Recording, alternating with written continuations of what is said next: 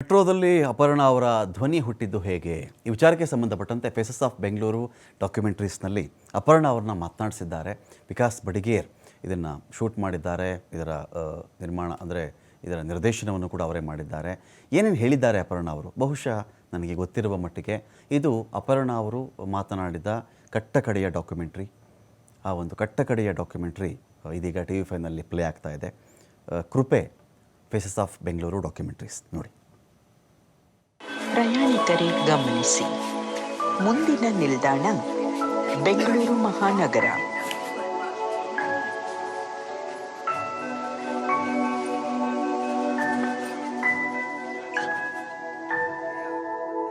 ನಾನು ಅಪರ್ಣಾ, ಕನ್ನಡದ ಒಂದು ಮಧ್ಯಮ ವರ್ಗದ ಕುಟುಂಬದಿಂದ ಬಂದವಳು.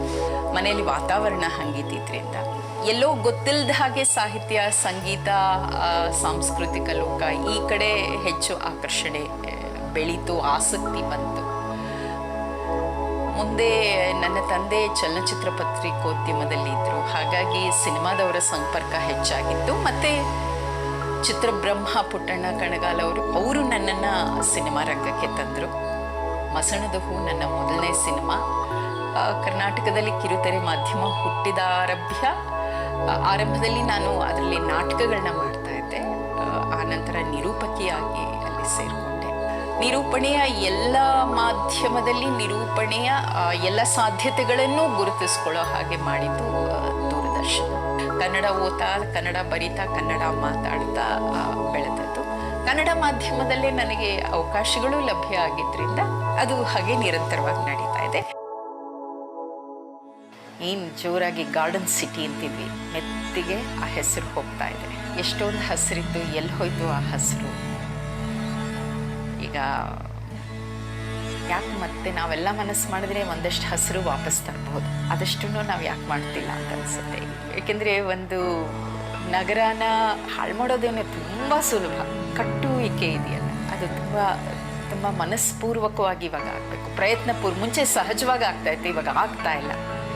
ಪ್ರಯತ್ನಪೂರ್ವಕವಾಗಿ ಅದು ಆಗಬೇಕು. ಬೆಂಗಳೂರು ಮೆಟ್ರೋಗೂ ನನಗೂ ಅದು ಯಾವ ರೀತಿಯ ಸಂಬಂಧ ಅಂದರೆ, ನನ್ನ ಹಿಂದಿರುಗಿ ನೋಡಿದ್ರೆ ಅದು ಆಶ್ಚರ್ಯ ಆಗುತ್ತೆ ಮತ್ತು ತುಂಬ ಹೆಮ್ಮೆ ಅನಿಸುತ್ತೆ. ಒಂದು ದಿವಸ ನನಗೊಂದು ಕರೆ ಬಂತು. ಈಗ ಖಂಡಿತ ಒಂದು 10 ವರ್ಷದ ಹಿಂದೆನೇ ಆಗಿರ್ಬೋದು, 10-12 ವರ್ಷದ ಹಿಂದೆ. ನಿಮ್ಮ ಒಂದು ವಾಯ್ಸ್ ಬೇಕು. ಯಾವುದಕ್ಕೆ? ಮೆಟ್ರೋಗೆ. ಆಮೇಲೆ ಏನು ಇದು ಅಂತ ಹೇಳಿದಾಗ, ನಿಮ್ಮದು ಒಂದು ವಾಯ್ಸ್ ಸ್ಯಾಂಪಲ್ ಕೊಡಿ ಅಂತ. ನಿಜ ಹೇಳಬೇಕಂದ್ರೆ ವಾಯ್ಸ್ ಸ್ಯಾಂಪಲ್ ಎಲ್ಲ ಕೊಡಬೇಕು ಆ ಥರ ಅದೆಲ್ಲ ಏನೂ ಗೊತ್ತಿರಲಿಲ್ಲ. ನನಗೆ ಇನ್ನೂ ಚೆನ್ನಾಗಿ ಜ್ಞಾಪಕ ಇದೆ. ಇಂಗ್ಲೀಷ್ ಪತ್ರಿಕೆ, ಕನ್ನಡ ಪತ್ರಿಕೆ ಇಟ್ಕೊಂಡು ಒಂದೊಂದು ಪ್ಯಾರಾಗ್ರಾಫ್ ಓದ್ಬಿಟ್ಟು ರೆಕಾರ್ಡ್ ಮಾಡಿ ನಾನು ಕಳಿಸಿದ್ದಿದ್ದು ಅದನ್ನು.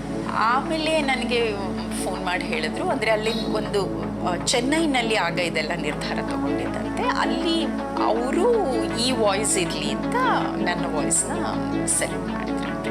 ಆಮೇಲೆ ನನಗೊಂದು ಮೇಲ್ ಕಳಿಸಿದ್ರು, ಈ ಥರ ನಿಮ್ಮ ವಾಯ್ಸ್ ಸೆಲೆಕ್ಟ್ ಆಗಿದೆ, ಈ ಥರ ನೀವು ಒಂದು ಕಾಂಟ್ರಾಕ್ಟಿಗೆ ಸೈನ್ ಹಾಕಬೇಕು. ಖುಷಿ ಆಯಿತು ಸಹಜವಾಗಿ. ಆಮೇಲೆ ಅಲ್ಲಿಗೆ ಹೋದೆ ಮತ್ತು ನೋಡಿದ್ರೆ ದೊಡ್ಡ ಸ್ಕ್ರಿಪ್ಟು. ಅಲ್ಲಿ ನಮ್ಮ ಬಡಾವಣೆಗಳ ಹೆಸರೆಲ್ಲ ಇದೆ, ಜಯನಗರ್, ಏನೋ ಈಗ ಏನೇನು ಬರುತ್ತೆ, ಬಾಗಿಲನ್ನು ತೆರೆದು, ಇದೆಲ್ಲ ಹೆಂಗೆ, ಇದೆಲ್ಲ ಯಾಕೆ?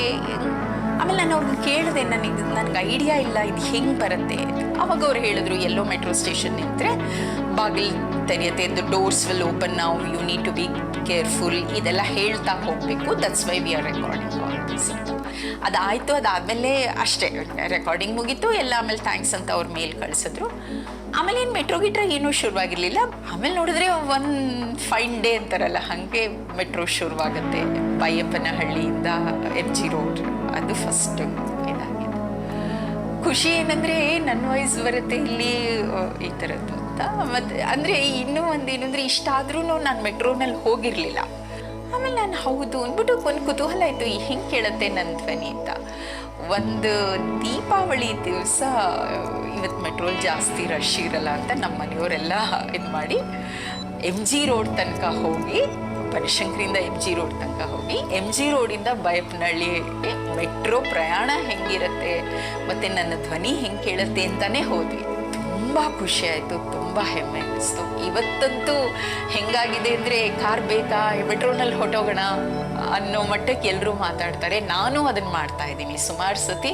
ಸೊ ಇಂಥ ಮೆಟ್ರೋ ಜೊತೆ ನಾನು ಧ್ವನಿಯಾಗಿದ್ದೀನಿ ಅನ್ನೋದೇ ನನಗೆ ತುಂಬ ಖುಷಿ ಅನಿಸ್ತು.